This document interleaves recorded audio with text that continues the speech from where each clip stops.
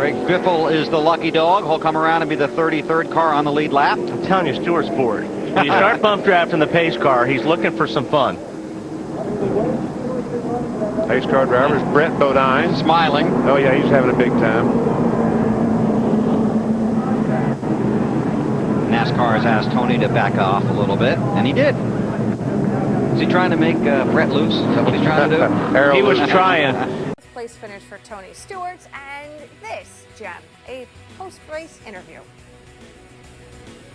Sorry we couldn't crash more cars today. We didn't fill the quota for today for Talladega and NASCAR. If we haven't crashed at least 50% of the field by the end of the race, we need to extend the race till we at least crash 50% of the cars, because it's not fair to these fans for them to not see any more wrecks than that and more tore up cars. I mean, we still had over half the cars running at the end, and it shouldn't be that way. I don't think any of the wrecks were an overheating issue. That's why I say I think we ought to just tape them off solid and run them until they blow up anyway. I think it'd make it a lot more exciting for the fans. If we don't crash half of the field by the end of the race, they really need to extend it, because, I mean, that's what the fans want. They want to see that excitement. I'm upset that we didn't crash more cars. I mean, I feel like that's what we need. You know, that's what we're here for. I mean, and I feel bad if I don't spend at least $150,000 and tore up race cars going back to the shop. So we definitely got to do a better job of that.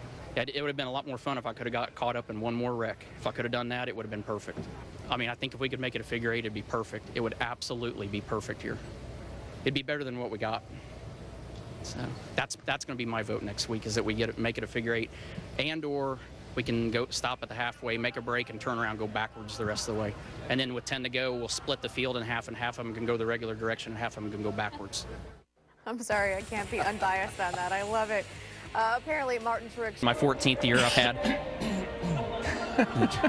Everybody's grabbing my butt today, and I don't know what's going on. So, but I can say that in the 14 years I've been doing this, that I've had 3 awesome crew chiefs, and really happy to be with Steve, and really like what he's doing so far. He's done an awesome job coming into a new organization and getting going as quick as he has. Hey, Smoke CW. Well, speaking of Addington, can he help you here?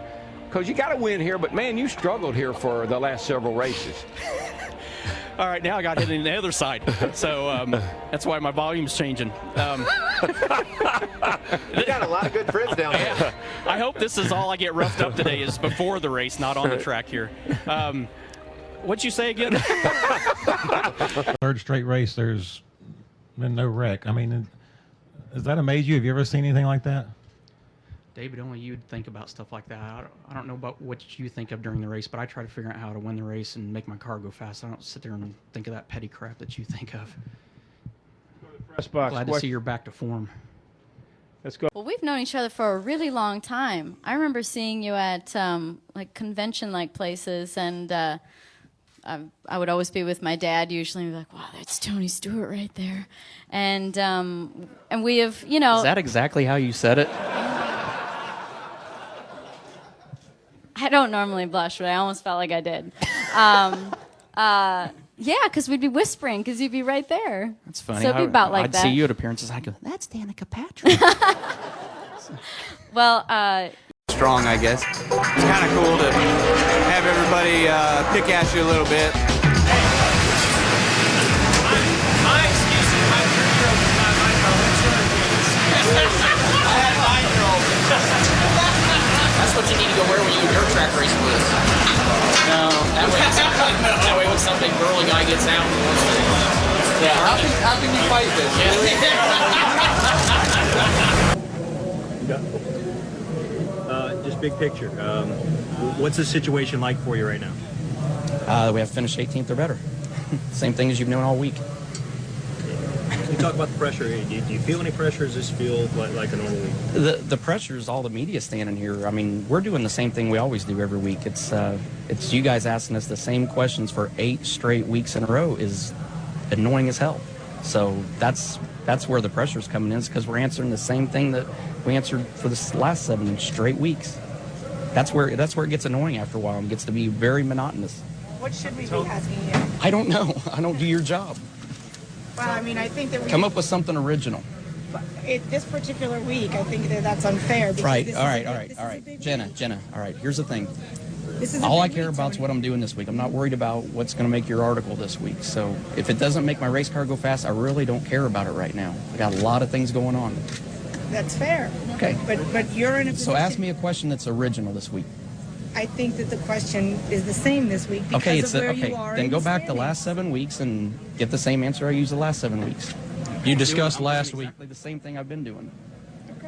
You discussed last week that the one place you guys have some deficiencies is you need a competition director in order to get the overall scope to grow. Is that something you have to wait until the end of the season to do, or something you're working on every day? No, definitely not. You definitely don't want to wait till the end of the season. See, this is original. This is somebody that's a good journalist because he actually knows how to ask something original here. But it's a good question, Marty, actually. It's nice to have that occasionally. But we've been friends for a long time, and I've driven for you for a long, well, actually, I've driven for your wife for a long time. But, you know, a lot of times in the motorhome lot, we're parked next to each other, and wake up one morning and get on my uniform and get ready for practice and realize that I've come outside and it's 2 hours fast on my clock. And so I think Kevin has come in the night before and got in my clock, set it 2 hours fast. So this bus driver says that they're awake and inside and Kevin's getting ready. So I run inside real quick thinking that I was actually looking more forward to jumping in bed with Delana than I was seeing Kevin. Yet did I realize how bad of an idea it really was when I got there, because Kevin's in the shower, and instead of worrying about me jumping in bed with his wife, he's worried about taking his finger and covering himself up.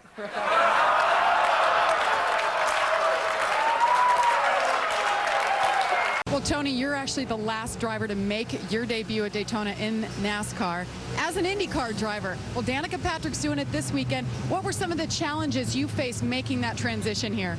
I don't know, but I think if I were her, the biggest challenge I'd have is trying to keep the media away from me so I can actually think about what I'm doing and try to drive the race car. It's like I've started turning the TV off. It's like I feel like I'm watching reruns. So can't believe I'm even actually getting an interview today. I mean, she must have quit for the day or something. But Yeah, I mean, I felt good in the car today. Just it's still a long day here. All right, you win again at the Brickyard. Tony, can you put this one in comparison to the last one? This one's for every one of those fans in the stands that pull for me every week and take all the bullshit from everybody else. Tony Stewart, your winner at the Brickyard. The last time he won here,